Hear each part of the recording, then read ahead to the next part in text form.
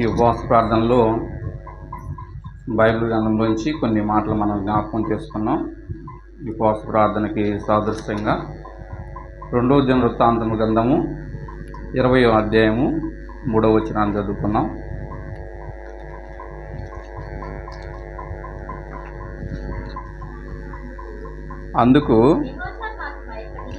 అందుకు యెహోషాపాతు భయపడి యెహోవా యొద్ద విచారించుటకు మనసు నిలుపుకొని యూదా అంతటా ఉపవాస దినము ఆచరింపవలనని చాటింపగా ప్రార్థన చేసుకున్నామా. ప్రేమ కలిగిన ప్రియ పరలోకపు తండ్రి, నీ అమూల్యమైన ఘనమైన పాదాలకి స్తుతులు స్తోత్రాలు చెల్లించుకుంటున్నాను ప్రభువా. మహాగణుడువు, మహోన్నతుడువు, సర్వాధికారివి, సర్వశక్తిమంతుడా యేసయ్యా, నీ పాదాలకు వందనాలు చెల్లించుకుంటున్నాం. ఇదిగోనైనా ఈ ఉపవాస ప్రార్థనలో ఇతపారపాడ సంఘంలో మమ్మల్ని అందరినీ కూడా చేర్చి ఈ రీతిగా నాయన ఆ ఉపవాస ప్రార్థన కలిగి ఉండడానికి మీరు చూపిన కృపను బట్టి వందనాలు చెల్లించుకుంటున్నాం. ఇంతవరకు కూడా ప్రభువా, నీ పాటలతో మహింపరిచే భాగ్యాన్ని దయచేసినందుకు వందనాలు నాయన. అదేవిధంగా నాయన వాక్య భాగానికి నిలబడి నన్ను కూడా జ్ఞాపకం చేసుకోండి. ఏమీ తెలియని వాడిని, నిష్ప్రయోజకుడిని ప్రభువా మీ సిలువు సాటును మరుగుపరచండి. మీరే మీ నోటు బోరగా వాడుకోమని వింటున్న బిడ్డలకు కూడా నాయన అర్థం చేసుకొని ఆయా వాక్యాన్ని మా జీవితాలకు అన్వయించుకొని నీ నామానికి మహిమకరంగా జీవించుటకు మీ కృప మాకు సహాయం చేయమని యేసు నామంలో ప్రార్థించి అడిగి వేడుకుంటున్నాం ప్రభువా, ఆమేన్. ఇక్కడ మనం చూసుకున్నట్లయితే చదువుకున్న వాక్య భాగంలో ఇక్కడ ఒక రాజు మనకి కనిపిస్తూ ఉన్నాడు. ఇతని పేరు వచ్చి యెహోషాపాతు. ఇతని గురించి మనం అందరం కూడా తెలుసుకొని ఉన్నాం. కాకపోతే మరొకసారి ఈ యొక్క ఉపవాస ప్రార్థనకి సందర్భంగా మనం ఆయన గురించి మనం జ్ఞాపకం చేసుకున్నాం. ఇతను చూసుకున్నట్లయితే యెహోషాపాతు అంటే అర్థము యెహోవా న్యాయము తీర్చెను అని అర్థము. యెహోషాపాతు అంటే యెహోవా న్యాయము తీర్చెను అని అర్థము. అట్లాగే ఆయన తనకు పేరుకు తగ్గట్టుగానే ఆయన జీవితంలో ఎదురైన ఆ యొక్క సందర్భాన్ని బట్టి దేవుడే న్యాయము తీరుస్తాడని చెప్పి ఆయన దేవుని ఎదుట సాగిలిపడినట్లు మనం చూస్తూ ఉన్నాం. ఇక్కడ యెహోషాపాతును మనం చూసుకున్నట్లయితే ఈయన యూదా రాజుల్లో ఈయన ఒక దావీదు తర్వాత ఒక మంచి విశ్వాసిగా లేకపోతే దేవుని యందు భయభక్తులు కలిగిన వ్యక్తిగా మనం చూస్తూ ఉన్నాం. మనం చూడండి 17వ అధ్యాయంలో చూస్తే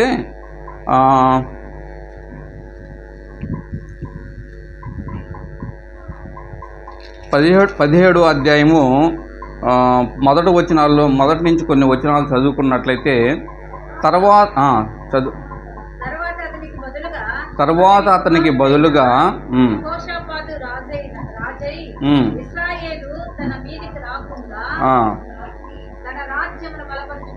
తన రాజ్యమును బలపరుచుకున్న 6వ వచనంలో కూడా మనం చూసినట్లయితే యెహోవా మార్గములందు నడుచుకొనుటకు అతడు తన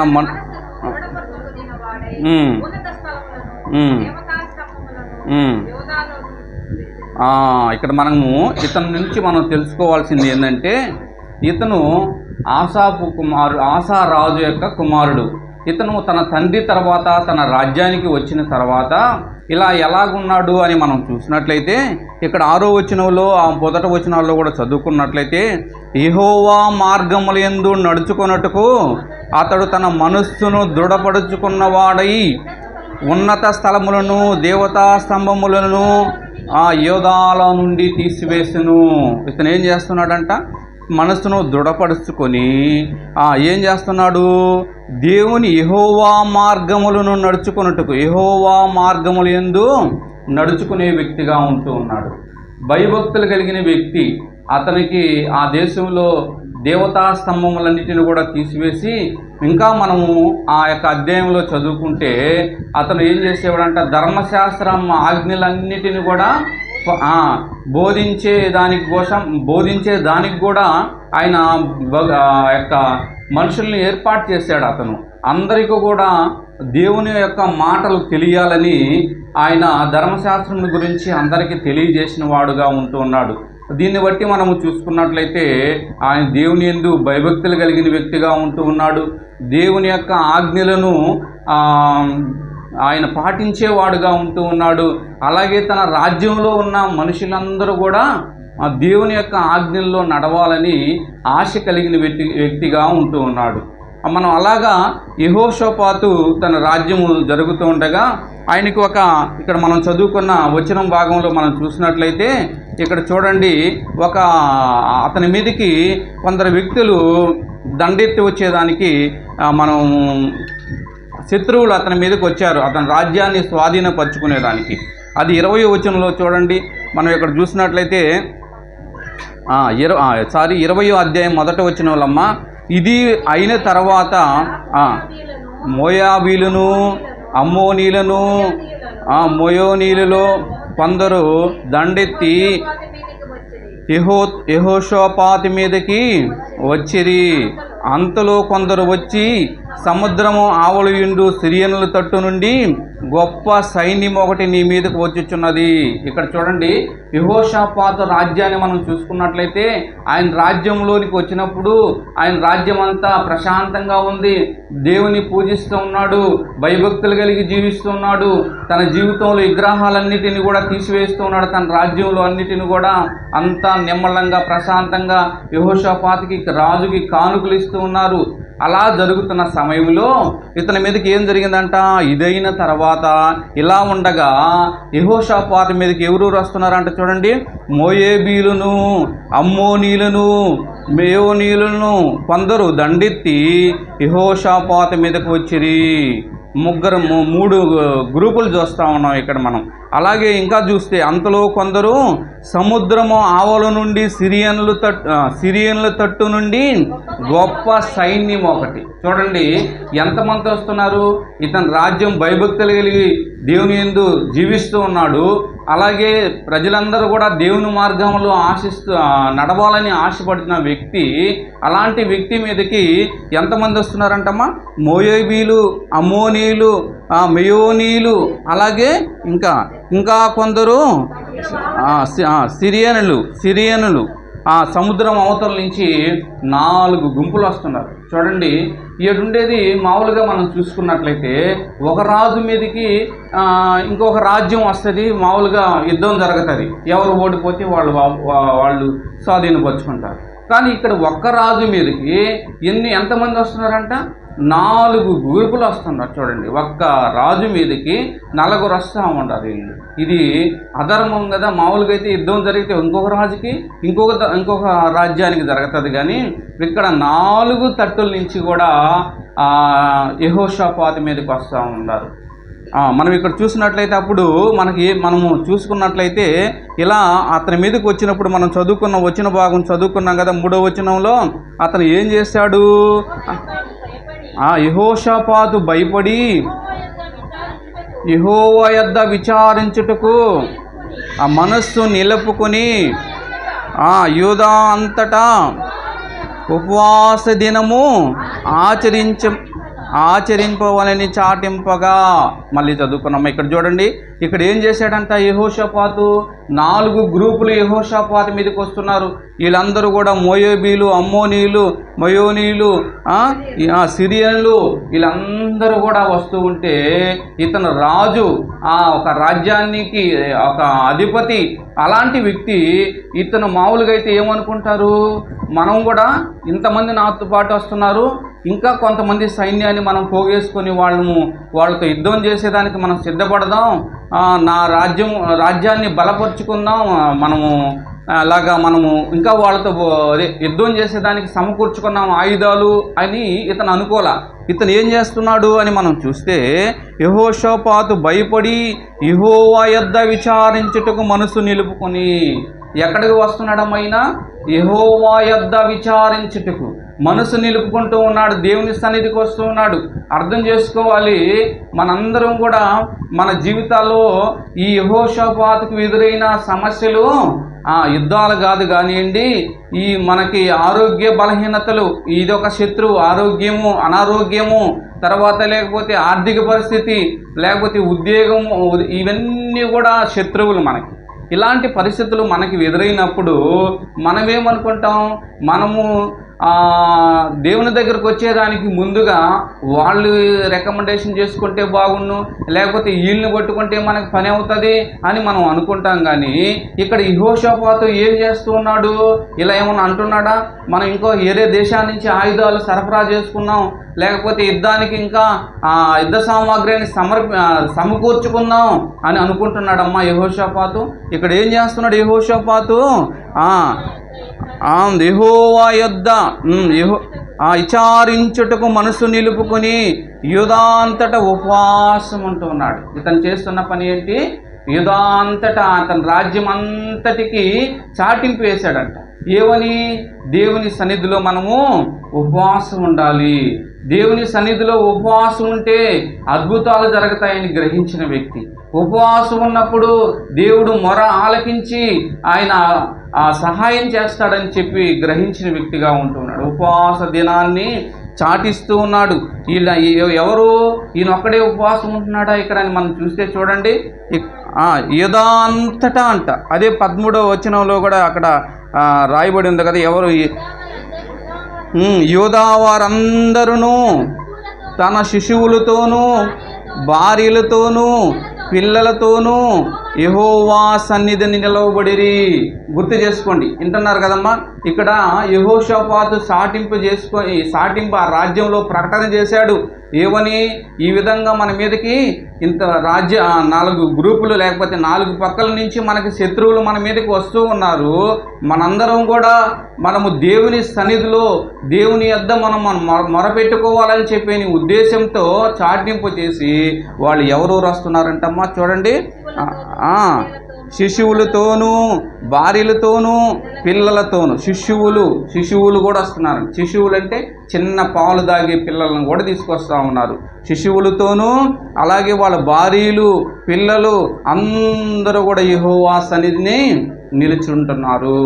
యెహోవా సన్నిధికి వచ్చి ఏడుకునేదానికి అందరూ వచ్చారు. మనందరం కూడా మనకి చాలా కష్టంగా అనుకుంటూ ఉంటాం. మనం ఈ ఉపవాస ప్రార్థనలు జరుగుతూ ఉన్నా కూడా మనము ప్రతి శుక్రవారం జరుగుతూ ఉంటే ఏమని ప్రతి శుక్రవారం బావాలనా అని చాలామంది అనుకుంటూ ఉంటారు. కానీ ఇక్కడ యెహోషాపాతు ప్రకటన చేయంగానే ఎవరెవరు వస్తున్నారంటమ్మా? అందరూ, చిన్నపిల్లలు, శిశువులు, పురుషులు, వాళ్ళ భార్యలు, భర్తలు మొత్తం వచ్చేసారు దేవుని సన్నిధికి. ఇది మనం గ్రహించుకోవాలి. మన సమస్యలు మనకి జీవితాల్లో వచ్చినప్పుడు మనందరం కూడా ఎవరి దగ్గర వచ్చి విచారణ చేయాలి? ఎవరి దగ్గర మనం ఉపవాసం ఉండి ప్రార్థన చేయాలి? దేవుని సన్నిధికి రావాలి. ఇక్కడ యెహోషాపాతు కూడా దేవుని సన్నిధికి వస్తూ ఉన్నాడు. దేవుని సన్నిధిలో మనసు నిలుపుకుంటూ ఉన్నాడు. మనమైతే మనకు వచ్చిన కష్టాలను బట్టి, లేకపోతే ఇబ్బందులను బట్టి, అనారోగ్య పరిస్థితులను బట్టి దేవుని సన్నిధిలో ప్రార్థన చేసేదానికి కూడా ఒక్కోసారి మనం ఇష్టపడం కదా. ఈ సన్నివేశాలు ఎదురై ఉంటాయి. ఏమంటాం? అలాంటి పరిస్థితులు వచ్చినప్పుడు దేవుడు ఉంటే నాకు ఇలా జరుగుండేదా, లేకపోతే దేవుడు ఉంటే నాకు సహాయం చేయడా అని ఆయాసపడతాం. కానీ ఇతను మనసు నిలుపుకుంటున్నాడు. ఇంతమంది శత్రువులు వచ్చి రాజ్యం మీదకి వస్తున్నా కానీ ఇతను ఏం చేస్తున్నాడు? దేవుని యందు మనసు నిలుపుకుంటున్నాడు. మనం గ్రహించాల్సింది ఏంటి? ఇక్కడ దేవుని యందు మనం మనసు నిలుపుకోవాలి. మన సమస్యల్లో, మన ఇబ్బందుల్లో మనకి ఏమి ఉన్నాయో, మనకి ఎన్నో సమస్యలు ఉంటాయి. సమస్యలు లేని వాళ్ళు ఎవరైనా ఉన్నారా? ఎవరు లేరు. మనం చేయాల్సింది ఏంటంటే దేవుని యందు మనసు పెట్టాలంట. దేవుని సన్నిధికి వచ్చి మొరపెట్టాలి. ఇక్కడ మనం చూస్తున్నట్లయితే వాళ్ళు యూదా వారందరూ వస్తున్నారంట. ఒక్కరు కాదు, ఇద్దరు కాదు. ఆయన అనుకోవచ్చు కదా, ఆయన ఒక్కడే ఉపవాసం ఉండొచ్చు కదా. ఒక్కడు కాదు, ఇక్కడ గుంపుగా, లేకపోతే సంఘంగా, సమాజంగా వాళ్ళు వస్తూ ఉంటారు. గుర్తుపెట్టుకోవాలి, ఉపవాస ప్రార్థన అంటే వాళ్ళు చేస్తే సరిపోద్దులే అని కాదు. కానీ ఇక్కడ ఏకీభవించి చేసిన ప్రార్థనలో బలం ఉంది. దేవుడు ఆ ఏకీభవించిన చేసిన ప్రార్థనలో బలం ఉంది. కాబట్టి ఈయనంతా యూదా దేశం అంతటా కూడా ఆయన పోగు చేసిన వాడుగా ఉంటూ ఉన్నాడు. మనందరం కూడా దేవుని సన్నిధికి మనం రావాలి. అందరం కలిసి ప్రార్థన చేసినప్పుడు దేవుడు మన మొర ఆలకించేవాడుగా ఉంటూ ఉన్నాడు. మనం చూసినట్లయితే ఇంకా ఎస్తేరు గ్రంథంలో చూసుకోవచ్చు. వాళ్ళందరూ ఆమెకి ఆ సమస్య యూదా జాతిలో ఉన్న వాళ్ళందరూ కూడా ఆ రాజు చేత వాళ్ళు సంహరించబడతారని తెలిసినప్పుడు ఎస్తేరు కూడా వాళ్ళందరిని కూడా ఏం చేసింది, తమ జాతి వారందరినీ పోగు చేసి దేవుని సన్నిధిలో ఏడుకునేదానికి ఆమె సిద్ధపడింది. మనము కూడా ఈ సిద్ధపడాలి. సమాజంలో లేకపోతే సమూహంలో సంఘంలో ఉన్న సభ్యులతో కలిసి ప్రార్థన చేసేదానికి ఇష్టపడాలి. మనం అనుకుంటాం కొన్ని సందర్భాలు, వీళ్ళకేమి పని ఉండదులే, ఇలా జరుగుతూ ఉంటాయి మీటింగులు అని అనుకుంటాం. కానీ నేర్చుకోవాలి మనం. ఈరోజు యెహోషాపాతు నుంచి మనం నేర్చుకోవాలి. వాళ్ళు సంఘంగా ప్రార్థన చేస్తూ ఉన్నారు, సమాజంగా కూడి ప్రార్థన చేస్తూ ఉన్నారు. దీంట్లో బలం ఉంది. సమాజంగా సంఘంగా ప్రార్థన చేసినప్పుడు దేవుడు మనకి విజయం ఇచ్చేవాడుగా ఉంటున్నాడని దేవుడు మనకి తెలియజేస్తూ ఉన్నాడు. చూడండి, ఇంకా మనం చూసినట్లయితే ఆ కింద వచనాలు 4వ వచనంలో కూడా చూసుకున్నట్లయితే యూదావారు యెహోవా వలని సహాయమును వేడుకొనుటకై కూడుకొనిరి. ఇక్కడ ఏం చేస్తున్నారంటమ్మా, ఎవరు దగ్గర సహాయం కోసం వస్తున్నారు? వీళ్ళు దేవుని సహాయం కోసం వస్తున్నారు. ఎంతమంది మనం దేవుని సహాయం కోసం వస్తూ ఉన్నాం ఈరోజు? యెహోషాపాతు ఒక గొప్ప రాజు, ఒక రాజ్యానికి రాజు. ఆయనకి ఎన్నో దేశాల వాళ్ళు లేకపోతే హెల్ప్ చేయొచ్చు, కానీ వాళ్ళందరి సహాయాన్ని ఆయన కోరుకోవటంలో దేవుని సన్నిధికి వచ్చి ఏం చేస్తూ ఉన్నారంటే వాళ్ళు దేవుని సహాయమును వేడుకునుటకై కూడుకునిరి. దేవుని సహాయమును కోసం వాళ్ళు దేవుని వేడుకునేదానికి కూడుకున్నారు. ఇది మనం గుర్తుపెట్టుకోవాలి. దేవుని సహాయం కోసం మనం ఏం చేయాలి? దేవుని సహాయం కోసం మనం సంఘంగా కూడుకోవాలి. సంఘంగా మనము కూడుకున్నప్పుడు, సంఘంగా ప్రార్థించినప్పుడు దేవుడు అద్భుత కార్యాలు చేస్తాడు. మనం చూసుకున్నట్లయితే మనకి పేతురును కూడా మనం గుర్తు చేసుకోవచ్చు. ఆయన చెరసాల్లో ఉన్నప్పుడు వాళ్ళు ఎవరు ప్రార్థన చేశారంటమ్మా? సంఘము ఆసక్తితో ప్రార్థన చేసినప్పుడు ఆ యొక్క పునాదులు కూడా ఆదినట్టు మనం చూస్తూ ఉన్నాం కదా. పేతురు కానీ పౌలు కానీ వీళ్ళంతా కూడా ఉన్నప్పుడు సంఘము ఆసక్తితో ప్రార్థన చేసినప్పుడు దేవుడు ఆశ్చర్య కార్యాలు చేసేవాడుగా ఉంటూ ఉన్నాడు. మనం గుర్తుపెట్టుకోవాలి, ఏందోలే మనం పోతున్నాం, ఏందోలే మనము పోవాలి కాబట్టి పోతున్నాం అనేది కాదు. కానీ ఉపవాస ప్రార్థనలో ఇంత గొప్ప శక్తి ఉంది. చూడండి, యెహోషాపాతును మనం ఇంకా గుర్తు చేసుకున్నట్లయితే 4 సైడ్ల నుంచి అతని మీదకి యుద్ధానికి వచ్చారు. అతను యెహోవా సన్నిధిలో తన మనసును నిలుపుకుంటున్నాడు. యెహోవా సహాయం కోసం ఆయన వేడుకునేదానికి సిద్ధపడతా ఉన్నాడు. మనము కూడా గుర్తుపెట్టుకోవాలి, ఈ లోక జీవితంలో మనం జీవిస్తూ ఉన్నప్పుడు మన కుటుంబ పరిస్థితుల్లో ఎన్నో ఇబ్బందులు, ఇరుకులు లేకపోతే ఎన్నో సమస్యలు వచ్చినప్పుడు మనము ఎవరి దగ్గరకి రావాలి? దేవుని సహాయం కోసం రావాలి. దేవుని యొద్ద మనసు నిలుపుకోవాలి. ప్రభువా సహాయం చేయి దేవా అని చెప్పి మనము దేవుని సన్నిధికి రావాలి. ఇక్కడ యూదావారు తన యొక్క రాజ్యంలో ఉండే వాళ్ళందరూ వస్తూ ఉన్నారు. మనం కూడా ఈ యొక్క మనకి అన్నగారు 8 సంఘాల నుంచి కూడా మనలందరినీ సమకూర్చి ఈ రీతిగా ఉపవాస ప్రార్థన చేపిస్తూ ఉంటే ఇది ఎంతైనా కూడా దేవుని యొక్క ఆశీర్వాదకరం. ఇలాగ ప్రార్థన చేసినప్పుడు మనకి ఎన్నో అద్భుతాలు కూడా జరిగి ఉంటాయి. మనం గత కొన్ని సంవత్సరాల కరోనా టైంలో నుంచి కూడా ఈ ఉపవాస ప్రార్థనలు మనం జరుగుతూ ఉన్నాయి. ఈ ఉపవాస ప్రార్థనలో మనం ప్రార్థించిన అంశాలు జరగలేదా? జరిగినాయి, అందరికీ జరిగినాయి. ఇలాగ మనము సంఘంగా మనం ప్రార్థన చేస్తున్నప్పుడు దేవుడు అద్భుతాలు, ఆశ్చర్య కార్యాలు దేవుడు చేసేవాడుగా ఉంటున్నాడు. కాకపోతే మనం ఏం చేయాలి? దేవుని మీద మనసు పెట్టాలి. ఒకవేళ దేవుని మన మీద మనసు పెట్టకుండా మనం వీడికి వచ్చి కూర్చున్నా కూడా దానికి ప్రయోజనం ఉంటుందా? వీళ్ళందరూ వచ్చారు, చిన్న పిల్లలు, శిష్యువులు, పురుషులు అందరూ సమాజంగా వాళ్ళు కూడుకొని దేవుణ్ణి వేడుకుంటున్నారంటమ్మా. ఏడుకోవాలి. మనం కూడా దేవుని సన్నిధికి వచ్చినామంటే దేవుని సన్నిధిలో మనం ఏడుకోవాలి. ఏమి నాకు సహాయం కావాలని మనం ఏదైతే సహాయాన్ని మనం కోరుకుంటున్నామో దానికోసం మనం ఏడుకోవాలి. అందరితో సంఘంగా ఏకీభవించి చేసిన ప్రార్థనలో అది బలం ఉంటుందని దేవుడు తెలియజేస్తా ఉన్నాడు. అలాగే మనము ఆ యొక్క ఎస్తేరు గ్రంథంలో కూడా అలాగ ప్రార్థన చేసినప్పుడు వాళ్ళు అంతా కూడా తన పనికత్తులు ఆ రాజ్యంలో ఉన్న తన యోధా జాతి అంతా కూడా ప్రార్థన చేసినప్పుడు దేవుడు రాజు హృదయాన్ని మార్చినట్లు మనం చూస్తున్నాం. ఇక్కడ ఇంకా మనం చదువుకుంటా పోలినట్లయితే చూద్దాం, చూడండి.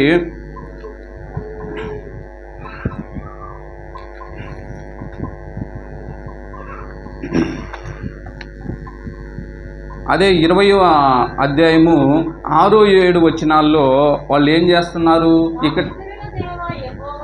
ఇక్కడ వీళ్ళు దేవుని సన్నిధికి వచ్చారు, దేవుని సన్నిధిలో మనసు నిలబెట్టుకున్నారు, దేవుణ్ణి వేడుకుంటా ఉన్నారు. ఇక్కడ ఏమని వేడుకుంటున్నారు చూడండి అమ్మా. మా పితరుల దేవా యెహోవా,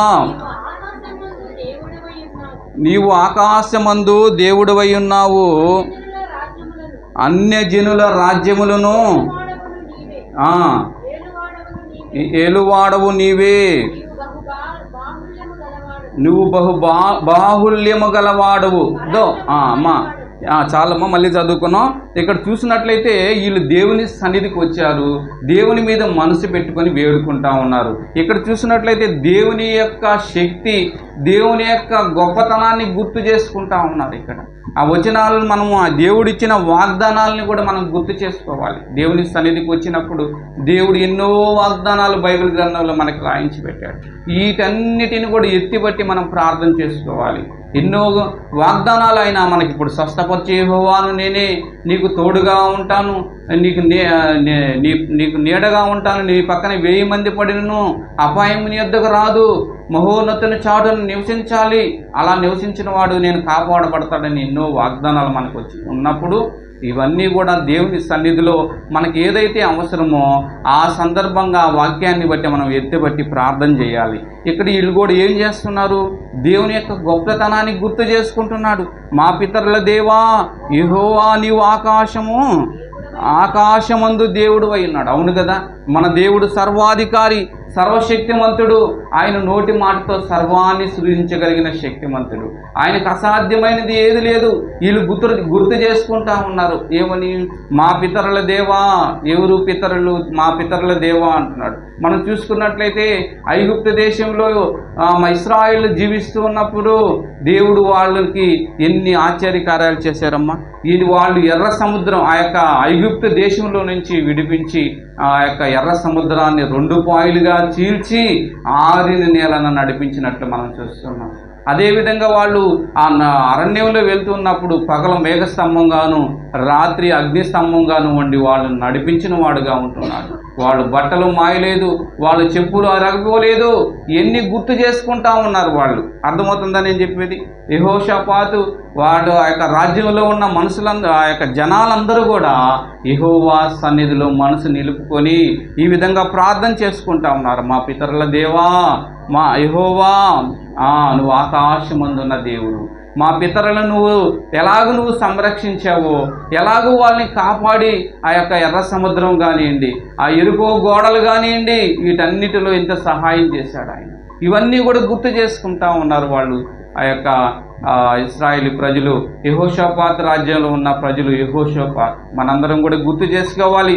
దేవుని సన్నిధికి మనం ఈ రీతిగా కూడి వచ్చినామంటే దేవుని యొక్క ఆశ్చర్య కార్యాలు, దేవుడు మన పట్ల చేసిన త్యాగము, ఆయన ప్రార్థన చేసినప్పుడు ఆయన సహాయము, ఇవన్నిటిని కూడా గుర్తు చేసుకోవాలి. బైబిల్ గ్రంథంలో ప్రభువా యెహోషాపాతు ప్రార్థన చేశాడు, లేకపోతే నినివే మహాపట్టణస్థులు ప్రార్థన చేశారు ప్రభువా, మీరు అద్భుతాలు చేశారు ప్రభువా, మీరు గొప్ప దేవుడు ప్రభువా అని మనం గుర్తు చేసుకోవాలి.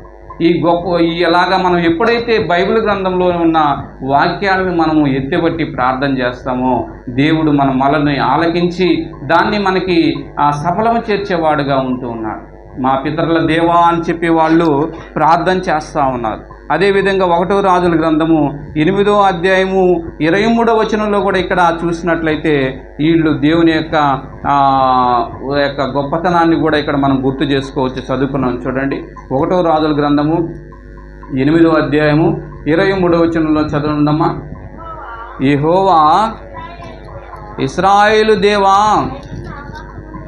పైనున్న ఆకాశమందైనను కిందనున్న భూమి అందైనను నీ వంటి దేవుడు ఒకడును లేడు. గుర్తు చేసుకోవాలి. ఇది వీళ్ళు గుర్తు చేసుకుంటూ ఉన్నారు. ఏమని? మళ్ళీ చదవమ్మా. యెహోవా ఇశ్రాయేలు దేవా, పైనున్న ఆకాశమందు గాని కింద ఉన్న భూమి యందు గాని ఈయన వంటి దేవుడు ఒకడునూ లేడు. గుర్తు చేసుకోవాలి. మనం దేవుని సన్నిధికి మనం వచ్చాము ఈరోజు. మనం గుర్తు చేసుకోవాలి. ఆయన గొప్ప దేవుడు. భూమి ఆకాశమందు ఆయన వంటి దేవుడు ఎవరూ లేరు. తర్వాతమ్మా, పూర్ణ మనసుతోనూ నీ దృష్టికి అనుకూలముగా నడుచు నీ దాసుల విషయమై నీవు నిబంధనను నెరవేర్చే దేవుడు, ఆ కనికరము చూపించే దేవుడు. అర్థమవుతుందా? మనం గుర్తు చేసుకోవాలి. భూమి యందు ఆకాశమందు ఆ దేవుడు వంటి వాడు ఎవరునూ లేరు. ఆయన కనికరము కలిగిన దేవుడు. ఆయన వాగ్దానాలు ఇచ్చి నెరవేర్చే దేవుడు. గుర్తు చేసుకోవాలి మనం. యెహోషాపాతు ఆ యొక్క యూదావారందరూ కూడా ఆ యొక్క దేవుని సన్నిధిలో తన మనసును నిలుపుకొని వాళ్ళు వేడుకుంటూ ఉన్నారు. దేవుని యొక్క గొప్పతనాన్ని గుర్తు చేసుకుంటూ ఉన్నారు. భూమి మీద ఆకాశంలో మీ వంటి దేవుడు లేరయ్యా, మీరు కనికరము గల దేవుడువు, మీరు వాగ్దానాలు ఇచ్చి నెరవేర్చే దేవుడు అని చెప్పి మనము కూడా గుర్తు చేసుకునే వారంగా ఉండాలి. యెహోషాపాతు జనులందరూ కూడా ఈ రీతిగా గుర్తు చేసుకున్నట్లు మనము చదువుకుంటూ ఉన్నాం. అదేవిధంగా మనము చూసుకున్నట్లయితే 12వ వచనానికి వస్తే వాళ్ళు ఈ రీతిగా మరలా ప్రార్థన చేస్తున్నారు. చూడండి. కాదమ్మా, అదే దినవృత్తాంతం గ్రంథము. మా మీదకు వచ్చు గొప్ప సైన్యముతో యుద్ధము చేయుటకును మాకు శక్తి చాలదు, ఏమి చేయుటకును మాకు తోచదు. వీళ్ళు ప్రార్థన చేస్తూ ఉన్నారు. చూడండి ఇక్కడ ఏమని ప్రార్థన చేస్తున్నారు చూడండి అమ్మా. ఈ గొప్ప సైన్యముతో యుద్ధము చేయుటకు మాకు శక్తి చాలదు ప్రభువా, మనకి ఏమి చేయుటకును తోచదు ప్రభువా అని వేడుకుంటా ఉన్నాను. నీవే మాకు దిక్కు. ఎంత తగ్గించుకొని ప్రార్థన చేస్తున్నారు చూడండి. ఇది గుర్తు చేసుకోవాలి మనం. ఒక రాజు కూడా తగ్గించుకొని, ఈయనకి సకల ఐశ్వర్యాలు అన్నీ ఉన్నాయి, ఈయనకి ఎన్నో ఉన్నప్పటికీ కూడా తగ్గించుకొని ఏమని, మా దేవా నీవు వారికి తీర్పు తీర్చవా.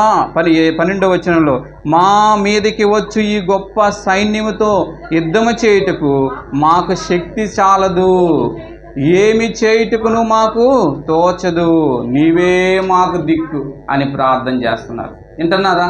మనము నీవే మా దిక్కు అని ప్రార్థన చేసుకోవాలి.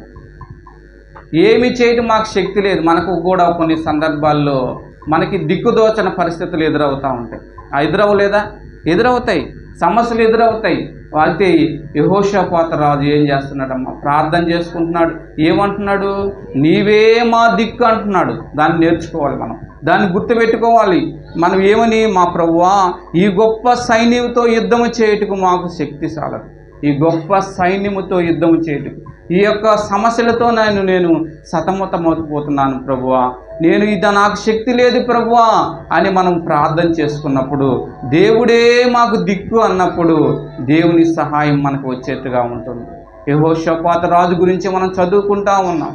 ఆయనకి నలుదిక్కుల నుంచి ఆ యొక్క సైన్యము లేకపోతే శత్రువులు అతని మీదకి వస్తున్నప్పుడు అతను యెహోవా సన్నిధిలో విచారణ చేటుకు మనసు నిలుపుకుంటున్నాడు.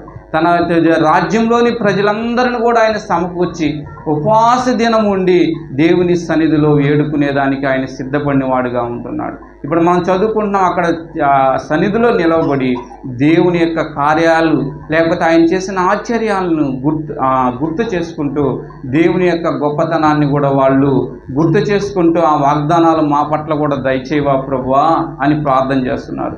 ఇక్కడ చదవబడిన వాక్యంలో కూడా మనం చూసినట్లయితే నీవే మాకు దిక్కు, నీవే మాకు దిక్కు అని మనం ప్రార్థన చేసుకోవాలి. అవును కదా? యెహోషాపాతు గొప్ప రాజే దేవుని సన్నిధిలో మాకు శక్తి లేదు ప్రభువా, మాకు శక్తి లేదు, నీవే మాకు దిక్కు అని ప్రార్థన చేస్తాము. మనమందరం కూడా ప్రార్థన చేయాలి ఈ రీతిగా. నీవే మాకు దిక్కు ప్రభువా, మాకు సహాయం చేసేదానికి ఎవరు రారు ప్రభువా, మీరే మాకు దిక్కు అని. మనం చూసుకున్నట్లయితే ఆయన దావీదు మహారాజు కూడా అంటూ ఉన్నాడు. ఏమని అంటున్నాడో చూడండి. ఈ కీర్తన గ్రంథము 25వ అధ్యాయము 15వ వచనంలో కూడా చూసినట్లయితే ఆయన ఏమంటున్నాడు చూడమ్మా, నా కనుదృష్టి ఎల్లప్పుడూ ఆయన కనుదృష్టి ఎల్లప్పుడు కూడా యెహోవా వైపే ఉండాలి. మన కనుదృష్టి యెహోవా వైపు ఉండాలి. ఈ లోకంలో ఉన్న మనుషుల వైపు మన కనుదృష్టి ఉండకూడదు. ఈ లోకంలో ఉన్న గొప్ప అధికారులు నాకు సహాయం చేస్తారని వాళ్ళ వైపు ఉండకూడదు. ఈ లోకంలో ఉన్న లేకపోతే గొప్ప వ్యక్తులు సహాయం నాకు చేస్తారని మనం ఉండకూడదు. కానీ దావీదు మహారాజు ఏమంటున్నాడమ్మా ఇక్కడ, ఎల్లప్పుడూ ఆయన కనుదృష్టి యెహోవా వైపునే ఉండాలి. మన కనుదృష్టి అది సమస్యలు ఉన్నప్పుడు, లేకపోతే ఇబ్బందులు ఉన్నప్పుడు, ఇరుకున్నప్పుడు, అన్ని విషయాల్లో కూడా దేవుని వైపే ఉండాలి. మన కనుదృష్టి దేవుని వైపు చూసే వారంగా ఉండాలి మనం.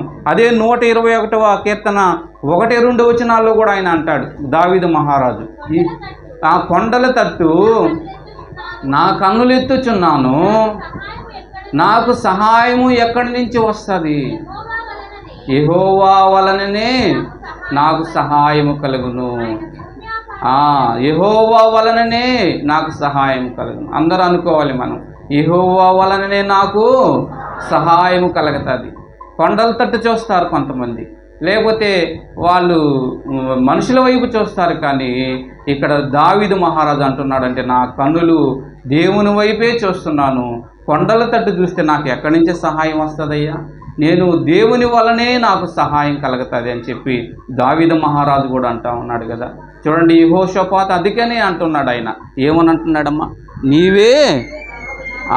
నీవే మాకు దిక్కు అని అంటూ ఉన్నాడు ఆ యెహోషాపాతు. దావీదు మహారాజు కూడా అంటూ ఉన్నాడు, యెహోవా వలననే మనకి సహాయం వస్తుంది. కొండల తట్టు చూస్తే మనకు సహాయం రాదు, మనుషుల తట్టు చూస్తే మనకు సహాయం రాదు. దేవుని వైపే మనం చూడాలి, దేవుని వైపే చూడాలి. దావీదు మహారాజు జీవితంలో కూడా మనం చూసుకున్నట్లయితే ఆయనకి దేవునికి ఇష్టానుసారుడైన మనుషుడిగా జీవించాడు. కానీ ఆయనకి సమస్యలు వచ్చినప్పుడు, ఇబ్బందులు వచ్చినప్పుడు, అతనికి రాజ్యాల్లో ఇబ్బందులు వచ్చాయి, తన కుటుంబంలో ఇబ్బందులు వచ్చినాయి, తన కుమారులతో ఇబ్బందులు వచ్చినాయి. అన్ని పరిస్థితుల్లో కూడా ఎవరి వైపు చూశాడంటే ఆయన కన్నులు దేవుని వైపు చూశాడు. దేవుని వైపు చూడాలి మనందరం. దేవుని వైపు చూసి దేవునికి మొరపెట్టుకున్నప్పుడు దేవుని వలనే సహాయం వస్తుంది మనకి, దేవుని వల్లే మనకి సహాయం కలుగుతుంది. అందుకనే యెహోషాపాతు రాజు అంటున్నాడు, మాకు ప్రభువా నీవే మాకు దిక్కు, నీవు గొప్ప దేవుడు ప్రభువా, మా పితరుల పట్ల నువ్వు ఆశ్చర్యకార్యాలు చేసావు ప్రభువా.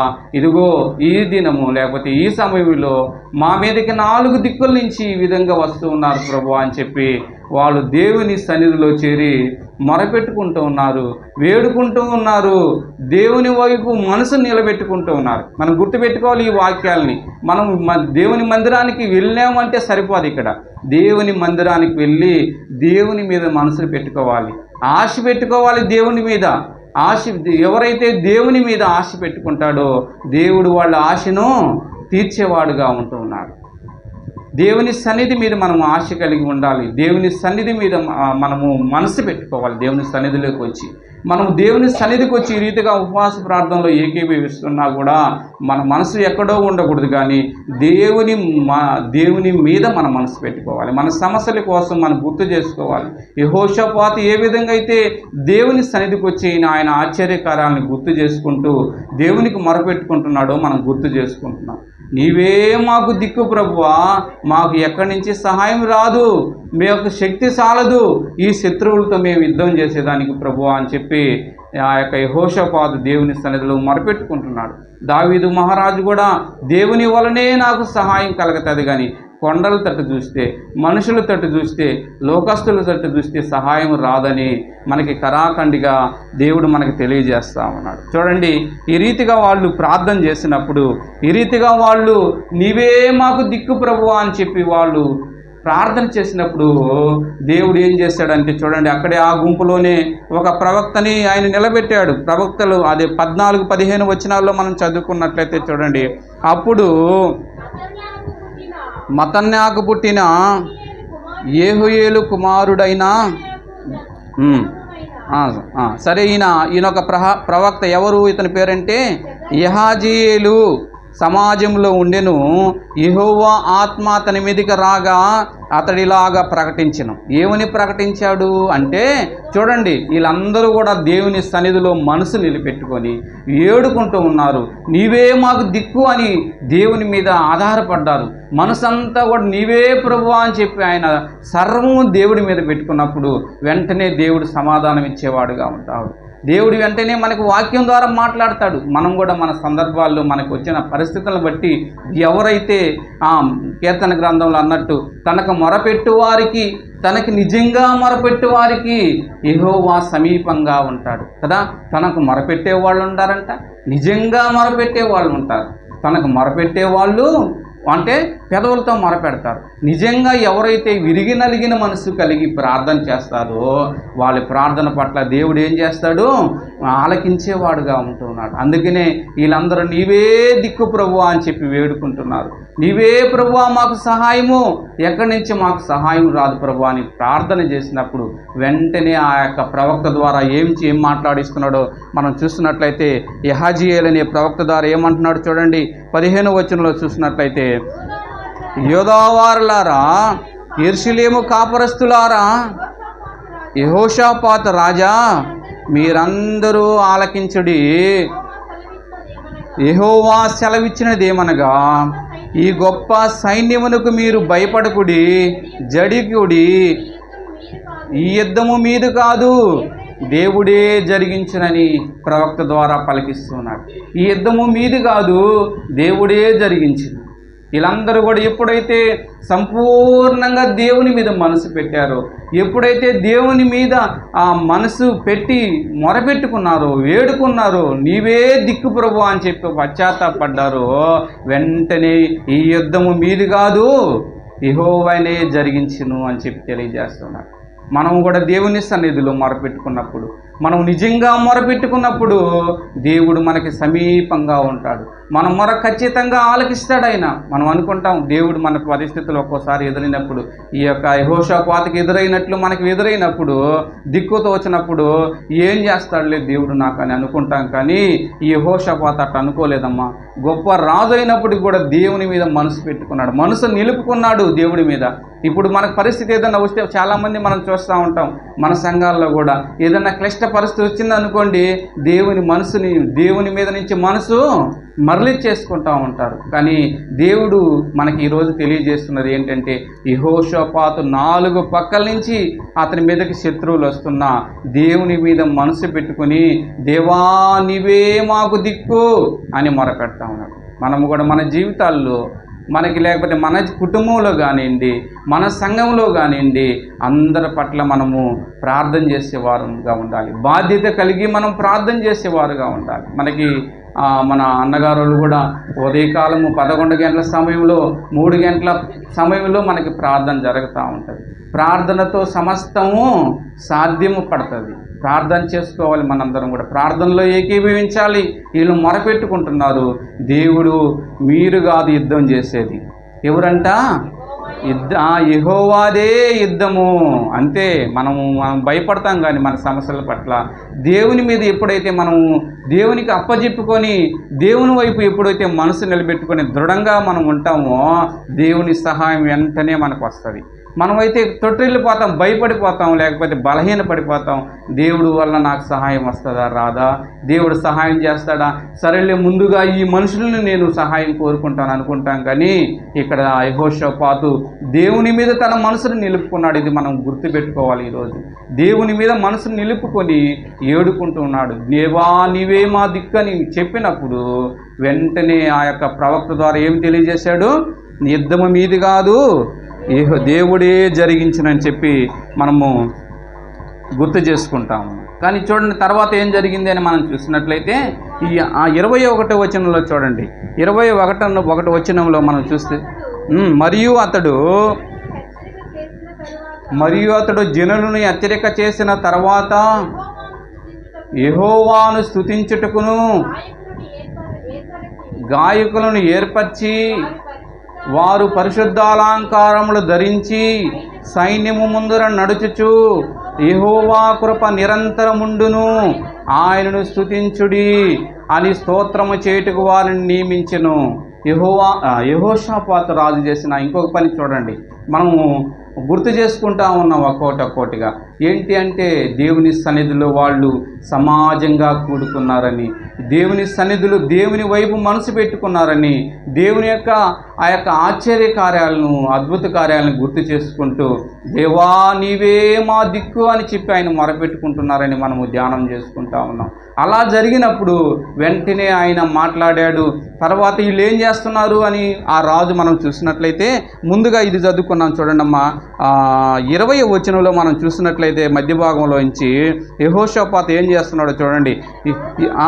యెహోషాపాతు నిలవబడి, యూదావారులారా, యెరూషలేము కాపురస్తులారా, నా మాట వినండి చెప్తా ఉన్నాడు. ఎవరికి? ఆ రాజ్యంలో ఉండే మనుషులందరికీ కూడా చెప్తా ఉన్నాడు. ఏమని చెప్తున్నాడో చూడండి. మీ దేవుడైన యెహోవాను నమ్ముకొనుడి, అప్పుడు మీరు స్థిరపరచబడుదురు. ఇక్కడ ఏమంటున్నాడు చూడండి అమ్మా. యెహోషాపాతు తన రాజ్యంలో ఉండే ప్రజలందరిని కూడా బలపరుస్తూ ఉన్నాడు. ఇతను దేవుని సన్నిధికి వచ్చి తన మనసును నిలబెట్టుకుంటున్నాడు.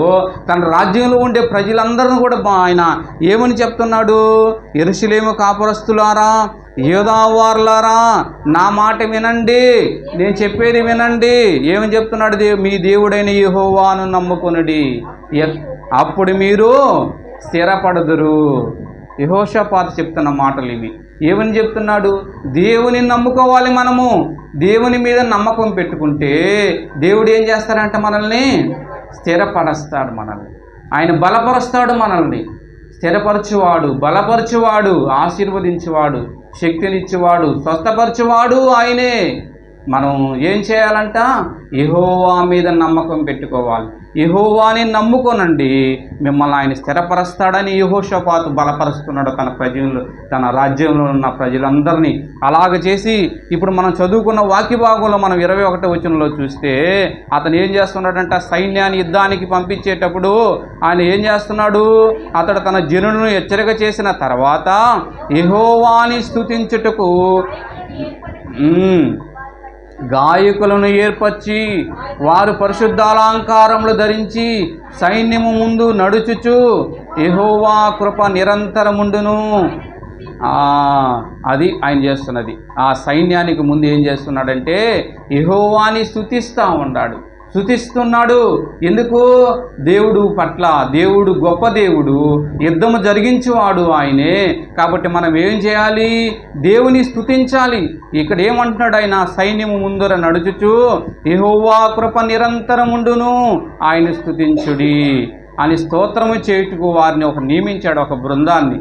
ఇక యుద్ధానికి ముందు స్తోత్రము, స్తుతి అని చెప్పి ఆయన స్తుతిస్తూ ముందుకు సాగుతూ ఉన్నాడు. ఏమంటున్నాడు? యెహోవాను స్తుతించుడి, ఆయన కృప ఎప్పుడు దాకా ఉంటుంది?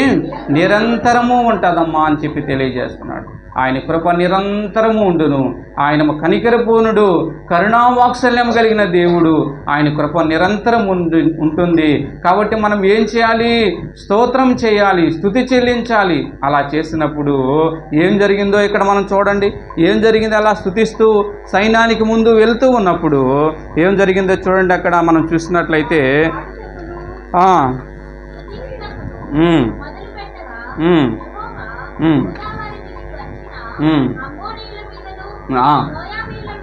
అమ్మోనీయుల మీదను, మోయాబీయుల మీదను, సేయూరు మన్యవాసుల మీదను మాటుగాండ్రును పెట్టాను. ఎవరు పెట్టారు ఇక్కడ మాటుగాండ్రుని? యెహోవా పెట్టాడంట. యెహోషాపాతు రాజు కాదు ఇక్కడ పెట్టింది, యెహోవా పెట్టాడు. ఎవరికి వ్యతిరేకంగా? ఇప్పుడు 4 దిక్కుల నుంచి వస్తున్నారు కదా, ఈ మోయాబీయులు, ఇంకెవరంటమా మెయోనీయులు, అమ్మోనీయులు, లేకపోతే వాళ్ళు సిరియన్లు, వీళ్ళందరూ వస్తుంటే వీళ్ళందరికీ ముందు యుద్ధానికి ముందు వెళుతూ వీళ్ళు దేవుని స్తుతిస్తూ ఉన్నారు. దేవునికి స్తోత్రము, ఆయన కృప నిరంతరం ఉండును అని చెప్పి ఇలా చేస్తూ వెళ్ళినప్పుడు యెహోవా ఏం చేశాడంట? మాటుగాండ్రును పెట్టి ఏం చేశాడమ్మా? వారు అతులైరి. ఏమైపోయినారు వాళ్ళు? అతులైరి. అందరు కూడా చనిపోయినారు. వాళ్ళ తర్వాత ఇంకా కింద వచనంలో చూసినట్లయితే ఒకరిని ఒకరు వాళ్ళు చంపుకున్నారు పొడుచుకున్నారని మనం చదువుకుంటా ఉన్నాం. చూడండి ఎంత గొప్ప ఆశీర్వాదం, లేకపోతే ఎంత గొప్ప జయం వచ్చిందో ఈ యొక్క శత్రువు సైన్యంలో నుంచి దేవుడు ఎలా వాళ్ళని కాపాడాడో మనం గుర్తు చేసుకుంటున్నాం. అర్థమవుతుందని నేను చెప్పింది మీకు. యెహోషాపాతు రాజు మనం చూస్తే ఆయన మీదకి 4 పక్కల నుంచి శత్రువులు వచ్చారు. మనం ఇప్పుడు శత్రువులు వచ్చినప్పుడు అతను ఏం చేశారు, దేవుని మందిరానికి సమాజంగా ఆయన్ని ఆ యొక్క రాజ్యంలో ఉన్న మనుషులందరినీ కూడా సమకూర్చుకున్నారు. దేవుని మీద మనసు పెట్టారు, దేవుని వేడుకుంటూ ఉన్నారు, దేవుని ఆశ్చర్యకార్యాలను గుర్తు చేసుకున్నారు. దేవుని స్తుతిస్తూ ముందుకు వెళ్ళినప్పుడు ఆ దేవుడే ఆ యొక్క వాళ్ళందరిని కూడా ఏం చేశాడు, హతమ చేశాడు. ఇది జరిగేది మన జీవితంలో కూడా. మనం భయపడిపోతూ ఉంటాం మనకున్న సమస్యలు బట్టి, మనకున్న ఇబ్బందులను బట్టి. మనం ఎప్పుడైతే యెహోషాపాతు రాజులాగా మనము దేవుని మీద మనం మనసుని పెట్టుకుంటామో దేవుడు మన పట్ల కూడా ఆయన గొప్ప కార్యాలు చేసేవాడుగా ఉంటాడు. మనం అనుకుంటాం ఇది జరగదా అని, కానీ దేవుడు అంటున్నాడు దేవునికి అసాధ్యమైనది ఏమైనా ఉన్నదా? ఏమి లేదు. ఆ దేవునికి అసాధ్యమైనది ఏది లేదు, సమస్తము ఆయన చేయగలడు. చూడండి 29వ వచనంలో మనం చూస్తే ఇక్కడ ఇశ్రాయేలీలు శత్రువులతో యెహోవా యుద్ధము చేసినని దేశముల రాజ్యముల వారందరూ వినగా దేవుని భయము వారందరి మీదకి వచ్చెను. ఈ ప్రకారము అతన్ని దేవుడు చుట్టూన్న వారిని జయించి అతనికి నెమ్మదిని అనుగ్రహించెను. ఏమొచ్చింది? నెమ్మది వచ్చింది. ఇది గుర్తుపెట్టుకోవాలి మనం. చుట్టుపక్కల ఉన్న వారందరితో కూడా అతనికి ఏమొచ్చిందంటమ్మా? నెమ్మది వచ్చింది. ఇది దేవుడు చేసి. అతనికి ఒకప్పుడు ఎలా మనం ఫస్ట్ వచనంలో మనం చదువుకుంటే ఏమన్నాడు, ఆయన భయపడ్డాడు. భయపడి దేవుని మీద మనసు పెట్టుకున్నాడు.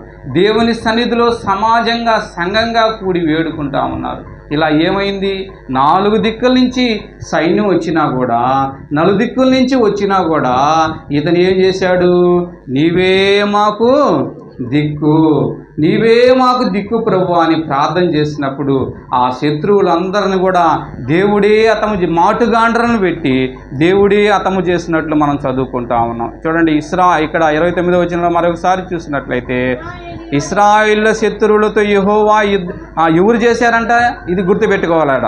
ఇక్కడ చూసినట్లయితే ఇశ్రాయేలు శత్రువులతో యెహోవా యుద్ధము చేసినాడు. ఇది మనకి గుర్తుపెట్టుకోవాల్సింది అమ్మా. మన పక్కన మన సైడు మనకి వ్యతిరేకంగా ఉన్న వారితో ఎవరు యుద్ధం చేస్తాడు, ఎవరు పోరాడతాడంటే దేవుడే మన పక్క పోరాడతాడు. ఇక్కడ మనం చదువుకున్న వచనంలో చూస్తే యెహోవాయే యుద్ధం చేశారు. ఎందుకు చేశాడు? వాళ్ళ మనసు నిలిపిపెట్టుకున్నారు, దేవుని మీద ఆనుకున్నారు. ఎవరైతే దేవుని మీద ఆనుకుంటారో వాడిని దేవుడు ఏం చేస్తాడు? పూర్ణ శాంతి గలవానిగా ఆయన కాపాడే దేవుడుగా ఉంటున్నాడు. ఇలాగ వాళ్ళు దేవుని మీద ఆనుకుని మొరపెట్టుకున్నప్పుడు దేవుడే వారితో యుద్ధం చేశాడని మనం చదువుకుంటున్నాం. ఇక్కడ చూసినట్లయితే యుద్ధము చేశానని దేశములు రాజ్యముల వారందరూ వినగా దేవుని భయము వారందరి మీదకి వచ్చిన భయం వచ్చిందంట. చుట్టుపక్కల ఉండే వాళ్ళందరికీ కూడా. చూడండి, వాళ్ళు దేవుడు వారికి యుద్ధం చేశాడు. అవును, మన గురించి కూడా మన భక్తి జీవితం, మన విశ్వాస జీవితం, మన కుటుంబాల్లో జరుగుతున్న యొక్క అద్భుత కార్యాలు బట్టి చుట్టుపక్కల ఉన్నవారు కూడా ఆ దేవుని యందు విశ్వాసం ఉంచాలి, లేకపోతే దేవునికి భయపడి ఆయన సన్నిధికి వచ్చే వారంగా కూడా ఉండాలి. ఏమొచ్చిందంటే ఇతనికి మనం తర్వాత చూసినట్టయితే చుట్టూ ఉన్న వారిని జయించి అతనికి నెమ్మదిని అనుగ్రహించెను. అతని రాజ్యము నిమ్మళంగా ఉందంట, ప్రశాంతంగా ఉంది. చూడండి, దేవుని ఇతని యొక్క యెహోషాపాతు రాజ్యాన్ని మనం చూసుకున్నట్లయితే ఒకప్పుడు భయముతో ఉన్న ఆ యెహోషాపాతు ఎప్పుడైతే దేవుని సన్నిధిలో నిలబడి మొరపెట్టుకున్నారో అతని రాజ్యం మీదకి అతనికి ఏమొచ్చింది? నెమ్మది వచ్చింది, నిమ్మళం వచ్చింది. నెమ్మదిగా ఉన్నాడంట, నిమ్మలంగా చుట్టూ ఉన్న వారందరితో యుద్ధాలు లేకుండా ఆయన ముందుకు సాగినట్లు మనం చూసుకుంటున్నాం. ఇదాన మనం గుర్తు చేసుకోవాలి యెహోషాపాతు యొక్క జీవితం. ఒక రాజు అయినప్పటికీ కూడా దేవుని సన్నిధిలో నిలబడి విచారించుటకు తన మనసును నిలబెట్టుకున్నాడు. సమాజంగా సభ్యులందరినీ ఆయన ఏర్పాటు చేసి దేవుని సన్నిధికి తోడుకొని వచ్చి ఆయన దేవుని సన్నిధిలో మొరపెట్టుకున్నవాడుగా ఉంటున్నాడు. ఎవరెవరితో వచ్చారు? చిన్నపిల్లలు, శిశువులు, పాలు తాగేవాళ్ళు, పురుషులు, స్త్రీలు అందరూ వచ్చి దేవుని సన్నిధిలో మొరపెట్టుకుంటున్నారు. మనం నేర్చుకోవాలి, లేకపోతే మనము ఈ వాక్యాన్ని మన జీవితాలకి అన్వయించుకోవాలి, ఆపాదించుకోవాలి. మనం కూడా ఇప్పుడు మనం ప్రార్థన చేసుకోవాలి. తర్వాత ప్రార్థన చేసుకున్నప్పుడు మనము ఈ వాక్యాన్ని ఎత్తిపట్టుకొని ప్రార్థన చేసుకోవాలి. ప్రభువా, యెహోషాపాతును మా మధ్యకి తీసుకొచ్చి, అయ్యా అతని రాజ్యాన్ని మీరు నలుదిక్కుల నుంచి సైన్యము అతని మీదకి వచ్చినప్పుడు మీరు ఎట్లా సహాయం చేశారు అని మనం ఎత్తిపెట్టి ఇలా ప్రార్థన చేసుకొని మనం ముందుకు పోయినప్పుడు దేవుడే మన పట్ల అన్ని విషయాల్లో యుద్ధం చేస్తాడు. ఒక అనారోగ్య పరిస్థితే కాదు, లేకపోతే ఆర్థిక పరిస్థితే కాదు, లేకపోతే ఇంకే సమస్య అయినా కూడా దేవుడే మనకు పట్ల ఉండి అది సరళం చేసేవాడుగా ఉంటున్నాడు, నెమ్మదినిచ్చేవాడుగా ఉంటున్నాడు, నిమ్మలపరిచేవాడుగా ఉంటున్నాడు. అయితే మనం చేయాల్సింది ఏంటంటే ఆయన సన్నిధికి వచ్చి మనసును నిలబెట్టుకోవాలి, దేవుని వైపు మనసును నిలబెట్టుకోవాలి. ఇక్కడికి వచ్చి దేవుని వైపు మన మనసును నిలబెట్టుకోకపోతే ప్రయోజనం ఉండదు. మన మనసు అంతా కూడా అందుకనే తనకి మొరపెట్టు వారికి, నిజంగా మొరపెట్టే వారికి దేవుడు సమీపంగా ఉంటాను అని చెప్పినాడు. కాబట్టి ఈ యెహోషాపాతు గురించి మనము ఈ మాటలు మనం గుర్తు చేసుకున్నాం. ఈ రీతిగా మనందరం కూడా యెహోషాపాతు రాజులాగా మనము దేవుని సన్నిధికి వచ్చి దేవునికి మొరపెట్టి ఆయన ఇచ్చే కృపను పొందుకుని ముందుకు సాగిపోవాలని మీకు అందరికీ మనవి చేస్తున్నాను. దేవుడి మాటలు దీవించును గాక.